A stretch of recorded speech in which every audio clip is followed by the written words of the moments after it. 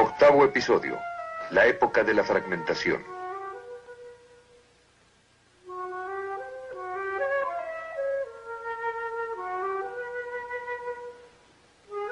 Monet, Renoir, Pissarro, Sisley y Degas eran naturalistas, como se llamó entonces a su pintura. Eran impresionistas. Pintaban lo que les impresionaba a la vista. Pero ¿había realidad detrás de las ondas de luz que les llegaban a la vista? Después de 1885, Monet llevó esto hasta su conclusión y la realidad tendió a transformarse en un sueño. El impresionismo abrió el camino para que el arte llegara a ser el vehículo del pensamiento moderno. En tanto la realidad se transformó en un sueño, el impresionismo se vio desplazado. Estos hombres, Cézanne, Van Gogh, Gauguin, Seurat, todos los grandes postimpresionistas sintieron el problema, la falta de significado. Decidieron resolver el problema, encontrar una forma de regresar a la realidad, a lo absoluto, más allá de las cosas individuales, más allá de los particulares. Finalmente, fracasaron. No estoy diciendo que los pintores estuvieran conscientemente pintando su filosofía de la vida, pero sí digo que en su obra en general, su concepto del mundo se reflejaba a menudo. Cézanne redujo la naturaleza a lo que él consideraba las formas geométricas básicas. En esto buscaba un patrón universal que abarcara todo tipo de cosas individuales en la naturaleza misma. Esto dio una apariencia mutilada y fragmentada a sus pinturas. En sus bañistas hay mucha frescura, mucha vitalidad y absoluta maravilla en el equilibrio de la pintura en general. Pero pintó no solo la naturaleza, sino al propio hombre en forma fragmentada. Quiero enfatizar que no estoy minimizando a estos hombres como hombres. El leer a Van Gogh en sus cartas es llorar por los tormentos de un hombre sensible. Tampoco minimizo su talento como pintores. Sus obras, sin duda, son a menudo de gran belleza.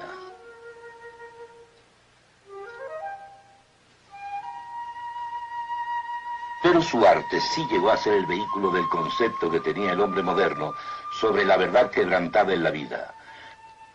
La pintura pasó de la unidad a la fragmentación, al igual que la filosofía. En 1912, Kandinsky escribió un artículo diciendo que, al ver que la antigua armonía, que era una unidad de conocimiento, se había perdido, existen dos posibilidades únicamente: extrema abstracción o extremo naturalismo. Ambas, decía, eran iguales. Con esta pintura, el arte moderno apareció. Picasso lo pintó en 1907 y lo llamó Las damiselas de Avignon. Une así la fragmentación de Cézanne con el concepto de Gauguin sobre el noble salvaje, empleando la forma de las máscaras africanas que eran populares en el círculo del arte parisino de esa época. En las grandes obras, la técnica se une al concepto del mundo, y la técnica de fragmentación encaja bien con el concepto del mundo del hombre moderno.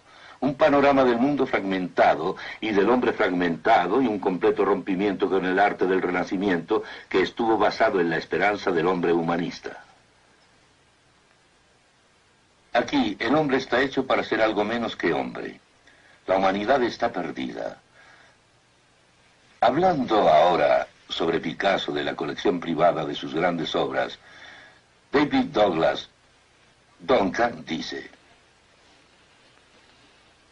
claro está que ninguna de estas pinturas fue en realidad un retrato, pero es la profecía de un mundo en ruinas. Pero Picasso mismo no podía vivir con esta falta de humanismo. Cuando estuvo enamorado de Olga y más tarde de Jacqueline, no las pintó de una manera fragmentada. En momentos cruciales de sus relaciones, las pintó tal y como eran, con todo su talento y toda su humanidad. Y cuando pintaba a sus propios hijos, no empleaba sus técnicas y presentaciones fragmentadas. Deseo que entiendan que no estoy diciendo que la ternura y la humanidad jamás estén presentes en el arte moderno. Pero en tanto las técnicas del arte moderno avanzaron, la humanidad se fragmentaba cada vez más. Lo opuesto a fragmentación viene siendo unidad. Y los antiguos pensadores filosóficos creyeron que podían obtener esta unidad a partir de una base humana. Y luego se olvidaron de esto, y el pensamiento moderno ha aceptado la fragmentación como un fracaso, en realidad un fracaso que la mentalidad humana, partiendo de ella misma, no puede obtener una unidad de ideas y de vida. Por unidad entendemos que es lo que incluye todas las ideas y todo en la vida. Y esto puede obtenerse, claro está, si Dios ha hablado y no ha permanecido silente, y al brindarnos los hechos que el hombre no encontraría por sí mismo. Entonces hay unidad, dentro de la cual está toda esa maravillosa diversidad que el hombre puede estudiar, y en donde tiene un lugar unificado, ya sea en el conocimiento o en los valores, en la vida. Fue el dadaísmo el que llevó el concepto de que todo es una cuestión de azar, a su lógica conclusión de la absurdidad última de todo, incluyendo la humanidad. De Marcel Duchamp, el desnudo descendiendo por la escalera. Duchamp quizá entendió con más claridad y con conocimiento lo absurdo de todas las cosas, incluyendo al hombre, en base al concepto del mundo del hombre moderno. Él llevó la fragmentación aún más lejos. El ser humano desapareció por completo. Él creía que lo absurdo de todas las cosas incluía lo absurdo del arte en sí. Este es un ejemplo de sus obras. Tomaba cualquier objeto a la mano y simplemente lo firmaba. Los filósofos, a partir de Rousseau, Kant, Hegel y Kierkegaard en adelante, han olvidado la esperanza de una unidad de vida y de conocimiento y han pasado a un concepto fragmentado de la realidad. Luego, los pintores pintaron de esa manera. Sin embargo, los artistas, siendo hombres sensibles, rápidamente llegaron a entender cuál iba a ser el final de este concepto, y este era que todas las cosas son absurdas.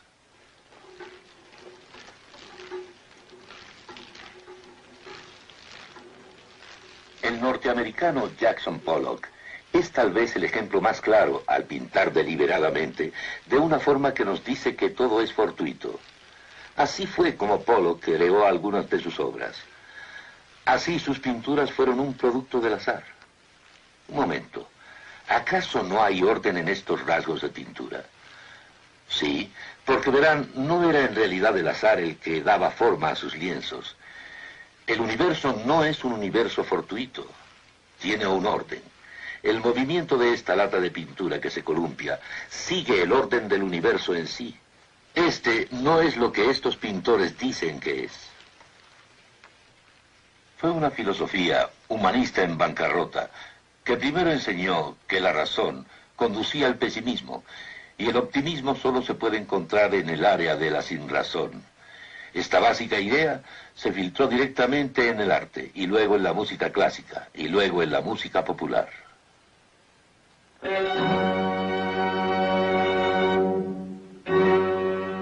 Empezó con los últimos cuartetos de Beethoven.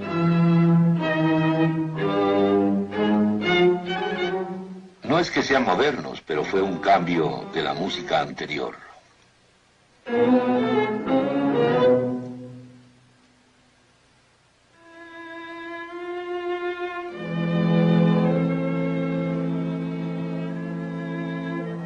En Francia, Claude Debussy abrió el camino para la música moderna.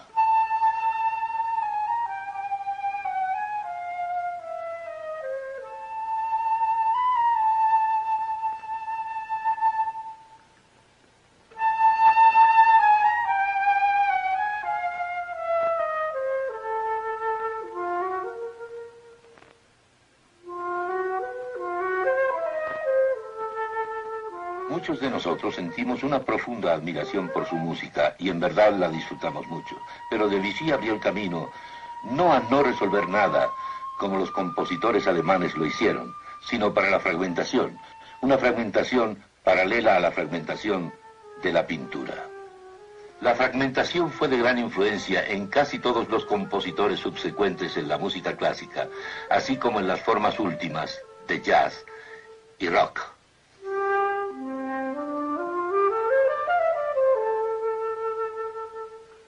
En Alemania, después de Beethoven y sus cuartetos, vinieron Wagner y Mahler. Luego Schoenberg, con su escala de 12 tonos.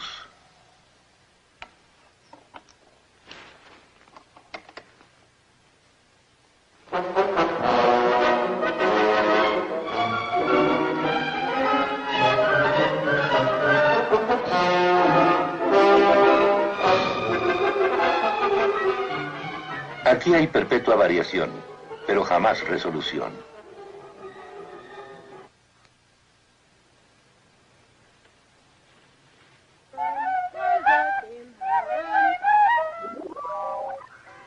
Este es Karlheinz Stockhausen.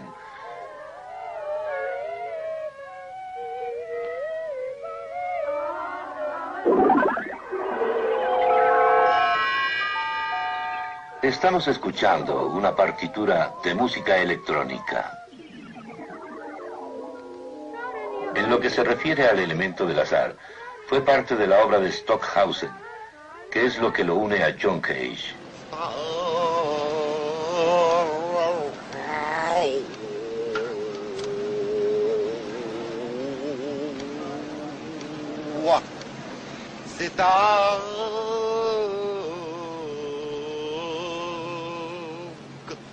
Cage pensaba que el universo era un universo aleatorio. Para expresar esto produjo música al azar.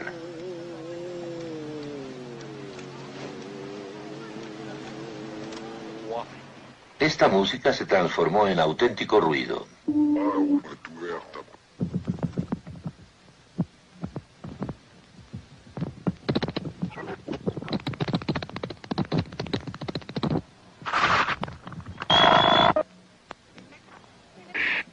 Significativamente, intituló a esta composición Música para Marcel Duchamp.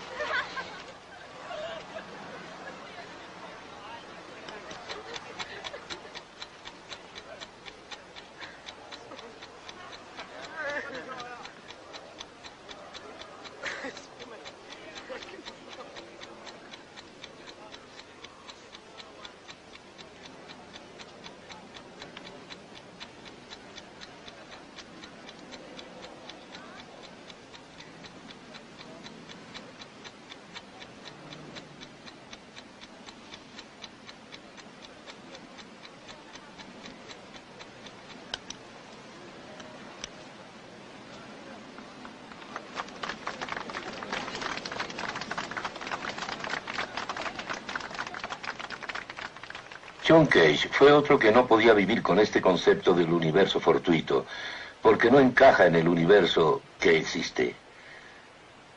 Cage era un experto en el conocimiento de hongos.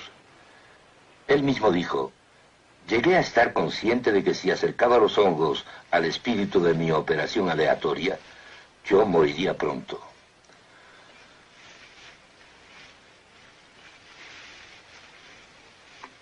Su teoría del universo no encajaba en el que ya existía.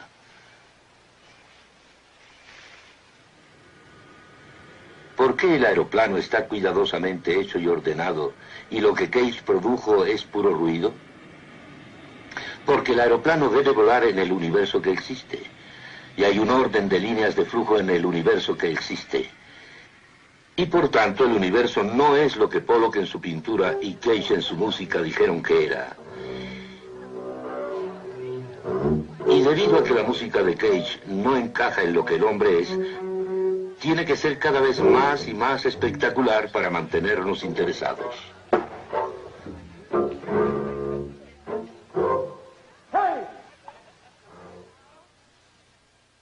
Qué contraste con Bach, que tuvo mucha diversidad y además gran resolución.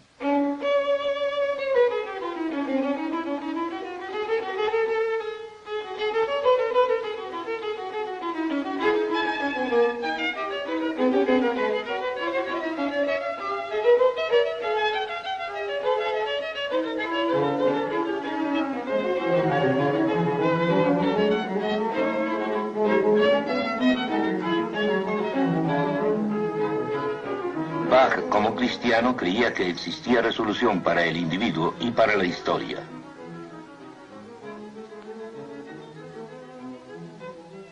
En tanto la música que aportó la doctrina bíblica de la Reforma fue influenciada por aquel concepto del mundo, así el concepto del hombre moderno da forma a la música moderna.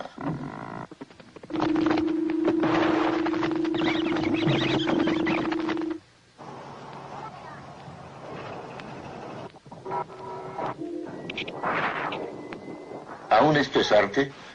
¿No es acaso una afirmación filosófica o intelectual meramente?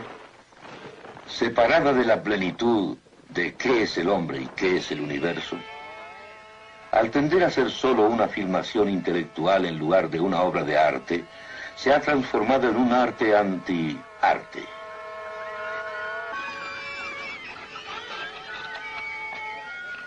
Después de la filosofía, el arte y la música, la poesía, la novela y el drama llegaron a ser el vehículo de estas ideas. En el mundo de habla inglesa, The Wasteland, el páramo, de T.S. Eliot se presentó primero.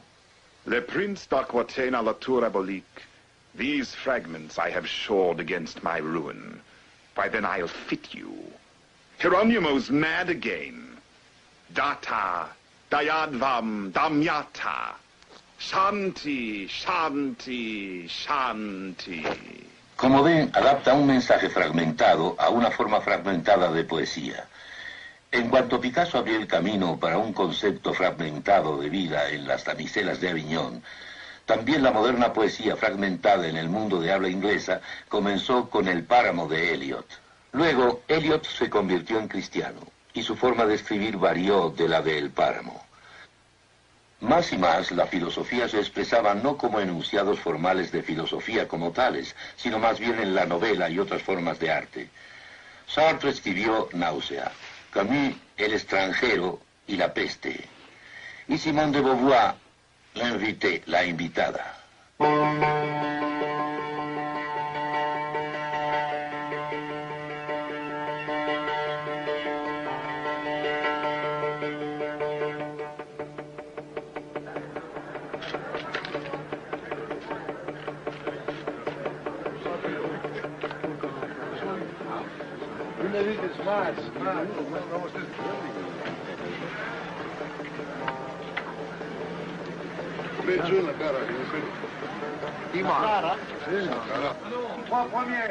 En los años 60, algunas de las afirmaciones filosóficas básicas se lograron a través del cine.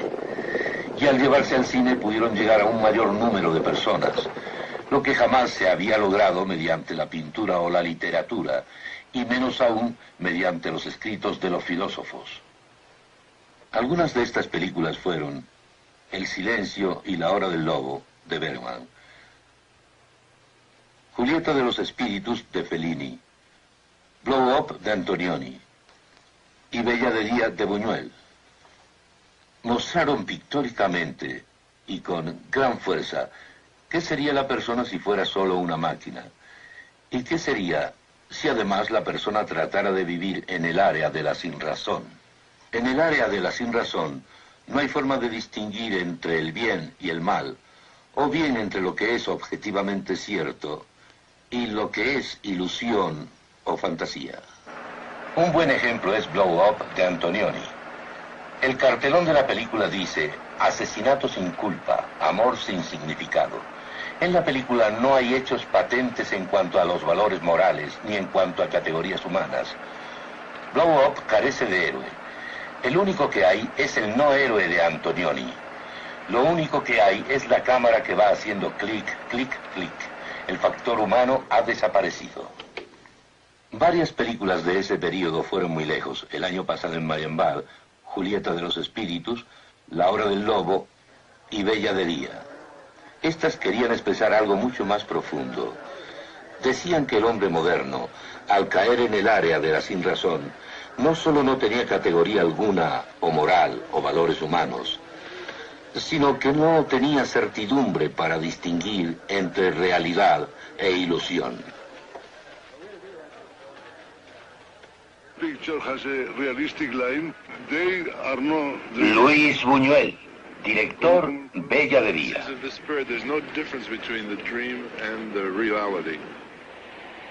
Federico Fellini, director de Satiricón.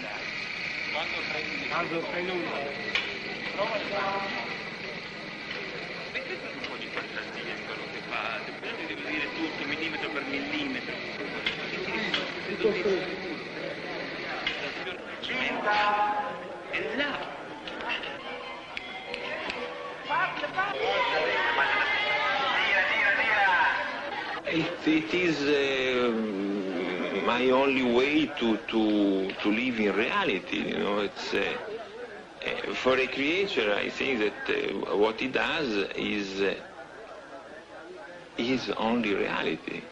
E urlate l'altalena dell'amore, tante volte dovete dire l'altalena dell'amore. Pronto? Come on! To don't give meaning to the reality means that you don't understand no more reality. And reality can appear also like a monstrum, things without any meaning. Bergman fue un claro ejemplo en este respecto. Dirigió La Hora del Lobo, en donde uno no puede notar la diferencia entre lo que es real y lo que es fantasía. Lo que se exhibía estaba sucediendo realmente o estaba en la mente de uno de los personajes. Si la persona piensa a partir de ella misma y cree que vive en un universo en el que no hay un Dios personal que hable, un universo como el que Bergman indicó en su película El Silencio, entonces no tiene una manera final de distinguir entre realidad y fantasía o ilusión. Pero Bergman, como Sartre y Camus y los demás, no pudo vivir de acuerdo a su propia posición, y por lo tanto, la música de fondo de la película El Silencio son las variaciones de Goldberg para Bach. Bergman dijo, hay una pequeña parte sagrada en el ser humano, en donde la música habla. Bergman dijo también que mientras estaba escribiendo el guión para la película El Silencio, tenía puesta la música de las variaciones de Goldberg para Bach en su casa, y esta música interfirió en lo que estaba siendo preparado para la película.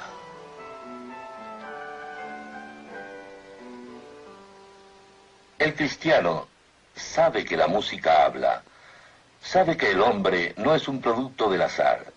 El hombre está formado a la imagen de Dios, y sobre esta base es comprensible que la música sea música para el hombre. Y debido a que Dios ha hablado en la Biblia, no hay entonces silencio, y existen verdades concernientes a los valores morales y a los humanos. Y existen categorías sobre las cuales distinguir entre realidad y fantasía. Para la gente en la posición humanista, esto no es así. Dentro de esta posición no hay base para conocer. La cristiandad no es romántica.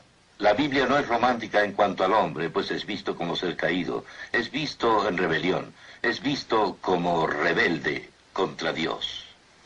Con toda la generosidad de Dios y con todo su saber, tiene, por un lado, el circundante universo y su forma y la masculinidad del hombre, y por otro lado, el más detallado conocimiento de la Biblia y la revelación en Cristo. El hombre es un rebelde, y como la cristiandad no es romántica, no cree que esto se pueda pasar por alto. Pero habiendo dicho eso, el cristiano no es pesimista. No es pesimista en dos puntos. Primero que nada, la historia debe tener una meta. Parte del mensaje cristiano es que Cristo va a volver, y esta es la solución final.